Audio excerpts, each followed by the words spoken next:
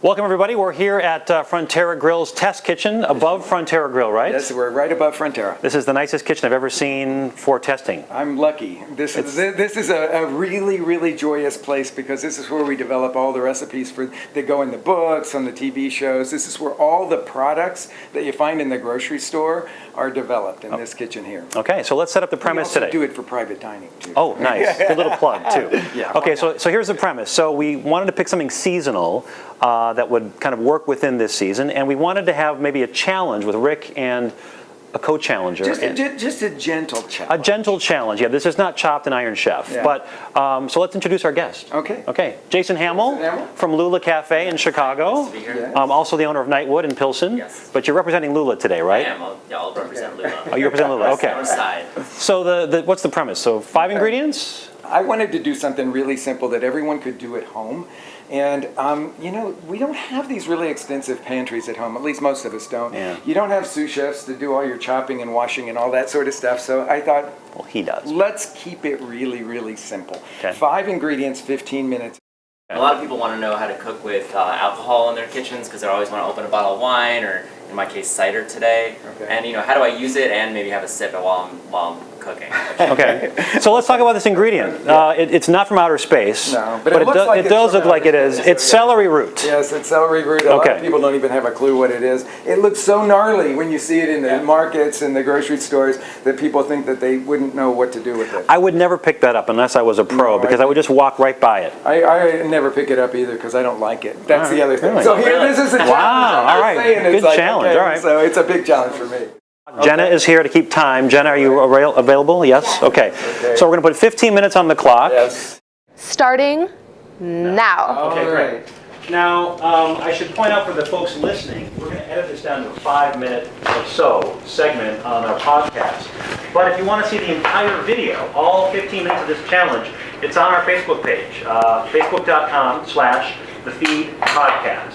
Unpleasant looking. I don't like the flavor of it. I'm just going to try to make it taste really good. Jason, you got a fancy ring over there. What are you Well, doing? I wanted to, you know, it looks so strange from the beginning. I wanted to show people that you can trim it up and make it into a fun shape. And it, you know, just to say, if you have kids at home, they like things in shapes. Yes, they do. Okay. So Rick what are you doing over there? You're I'm shredding it. I'm shredding it up because I'm going to make it like a potato pancake out of it. Oh, okay, so it's been laid down. The potato pancake is the Bayless approach. What is the more Mediterranean Lula-esque approach? Well, right now I'm opening a bottle of cider from France. Okay. It's a delicious natural cider. It's funky. So I'm going to reduce it by 75%. Here's a bottle for a taste. Okay, so I use half shredded celery root, half shredded potato, added a little bit of salt to it and an egg, and now I'm going to try to make it taste really good by adding a bunch of chipotle to it. Of course you got to put the chipotle. I do. Now we did say going into this, no epazote, no wheat lacoche. You can buy these anywhere. This is canned chipotle, and I'm just mincing it up. All right. If I had more ingredients, I'd add some chopped cilantro to it right now. Okay. Okay, let's see if we can make this thing Isn't work. the key with this to get all the moisture out? When I make latkes during Hanukkah, I always squeeze all the moisture out of it. But this, you don't have to squeeze this one. Okay. Okay. So I got a little Baja olive oil here. We said olive oil could be something that was not necessarily counted in our 5 ingredients. Right, doesn't count, right? Doesn't count. So I've got the celery cooking in some butter with some rosemary Okay. and cipollini onions. So rosemary, cipollini, those are 2 of your ingredients. You got we're not counting butter. Only you've got a couple of ingredients, Jason. Well, I'm going to have some garnish ingredients. Okay, all right. Okay, wait, what are you doing in the bowl? Okay, I've got a little bit of sour cream. This is actually crema that we make. Sure. It's made like the creme fraiche. And then I've added some chipotle and salt to that, Okay. and I'm going to use that over the top. So I'm kind of going your latke route here. Okay, all right. With this. As they would do it in like Oaxaca or Baja. I guess. Yeah. Oh, those look good. Wait, let's gotta get this on camera. Hang on. Yeah. Those look good. Gentlemen, 8 minutes and 45 seconds. Thank you very much. All right. Plenty of time, huh? My whole dish is about funk. So I got the Parmesan, which has a little umami funk, the cider that's funky, the pine nuts are toasted with a little bit of rosemary. Also has some kind of what we would call bottom end flavors. So I'm trying to capture the essence of the celery root's flavor, but make it more complex. And Now, I'm going a completely different route. I'm trying to cover up the flavor Right, of this you don't celery like root it, because right? I don't care for it very much. So. Jason, for folks who haven't been to Lula, how would you describe the food there? we do breakfast, lunch, and dinner. Yeah? Good. I would describe Yeah. it as good. Good. It is very good. After we buy a lot of great products. They're, focused on change. We're always changing the menus constantly. I need something green on my plate, and I've already used my 5 ingredients. So you've got something over there that's green, and so I thought it might work. So okay, thank you. You can have. I don't have very much here. That's Can I have a what. little Chipotle? You can have as much as you like. So this is the restaurant trick that I wanted to talk about. Okay. Basting in butter, which just means spooning it over the top of the celery root as it foams up. And this is something that we do every day in the restaurant, and that a lot of home cooks don't do at home, but they might.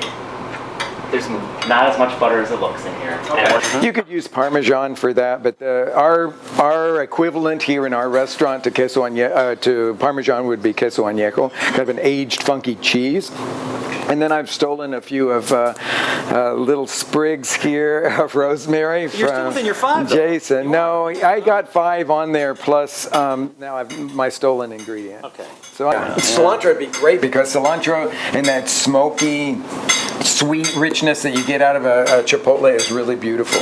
It's a nice plating. All right, so 3 it's pancakes. very homey, very simple, and as you see, you can do the whole thing in a very short amount of time. How much time do we have left? 5 minutes on the dot. 5 minutes left. Wow. All right. He's dragging that spoon through the bottom. He's turning the pot up toward him a little bit and just basting it with butter. And how do you know when you've basted to satisfaction? Oh well, I'm gonna go until we have 3 minutes left. So if your party's at 8 o'clock, maybe you should go to 7:57. Right here. I mean, why wait until I know. the time is up, right? Okay. All right, the queso añejo. Take a little taste. Make sure we take pictures for all of our followers. Yep. So how'd it come out? For someone who hates celery root Yeah. and wanted to cover up the flavor, there's a lot of tasted crema on there. Did I cover it up enough or not? That's nice. You can go on the edge without the crema and the chipotle as much, but that's pretty good. He's like stepping it up again. He was like, I'm going to Bayless's crib. I got to bring my A game. And we're gonna add our toasted pine nuts and rosemary. There's a little bit of sea salt in here, which does not count, right? Does not count. Does not count. Okay. That's beautiful. So get that in there. And I coat it really heavily in the bowl and just mix it up a little bit. So we get kind of a crunchy exterior on our glaze. It has that quality that you might get from a fried chicken or something. We put the honey glaze on the outside. Yeah. It gets kind of crispy wow, I and like gooey. Like where I'm going? I like this thought process. Okay, so we're gonna put these down.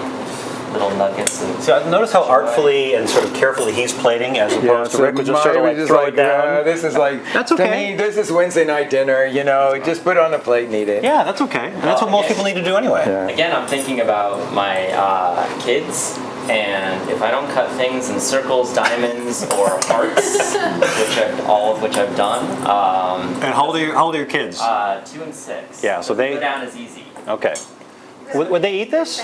Minute 30 seconds. All right. They will eat this because it's See, little nuggets. my daughter's 22, so she wants to know how to make things like that. Right. But she can make it in 10 minutes. How many seconds do we have left? About a minute? A minute and 13 seconds. So you're draping over some cheese? Cheese. That's the parm, right? That's the parm. I'm gonna put a little bit of frisee, which is gonna Very add fancy. bitter, Very fancy. a little bitterness, to the sweetness of this. Well done. Oh, wow. 4, 3, 2. Yeah? 5 seconds, 4 seconds, 3 seconds, done. Okay. Very nicely done. That's, I gotta say, super impressed with both of these. More impressed with Jason's. Yeah, of But I course. why don't we grab My a cheat level. Why don't we grab a fork? We should all taste it. Yeah, why not?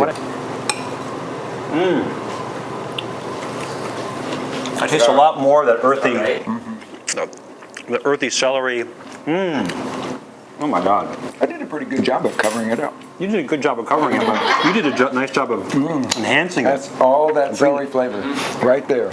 So it's got this. Is it all right for you? But you still don't.